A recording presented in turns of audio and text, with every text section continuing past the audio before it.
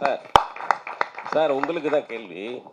இது வரைக்கும் இல்லை உங்களுக்கு தான். நமக்கு தானே இது ஆமாம். இது வரைக்கும் எந்த ப்ரெஸ் மீட்லேயும் எப்போவுமே கண்ணாடி போட்டு நாங்கள் பார்க்கவே இல்லை உங்களை.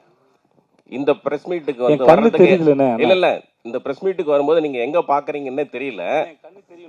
கண்ணாடி பாருங்க, என் கண்ணு நல்லா. ஒருவேளை மிஸ்கினுக்கு போட்டியா வந்துட்டு கிளாஸ் போடுறதுக்கு ஆரம்பிச்சிருக்கீங்க. ஏன்னா அவரோட ட்ரெயின் படத்துக்கு மிஸ்கின் சாருக்கு போட்டியா போடுறதும் நான் டேரக்டர் தான் சார் ஆகணும். கண்டிப்பாக கண்ணாடி போட்டால் மிஸ்கின் ஆக முடியாது சார். அதனால அவரோட வேலை செஞ்சுருக்கேன். மிஸ்கின் அவர்களுடைய மூளை எப்படி இயங்குன்னு எனக்கு நல்லா தெரியும் சார். எனக்கு வந்து இந்த நான் ஷோ பண்ணல சார், 8 மணி நேரம் 10 மணி நேரம் ஷோவில் நிற்கும்போது என் கண் வந்து ட்ரை ஆகிடுச்சு சார். அப்புறம் வந்து அதனால் இது என்ன சொல்லுவாங்க, ஐயோ ஹைட்ராப்ஸ், அது என்ன பேர் சொல்லுவாங்கடா, லூப்ரிகன்ஸ் தேவைன்னு சொல்லுவாங்க. அதனால் அது போட வேண்டியதாக இருந்தது. இப்போயும் ப்ரெஸ்க்கு வரும்போது ரொம்ப நேரம் பட்டனால சீக்கிரம் ட்ரை ஆகிடுது.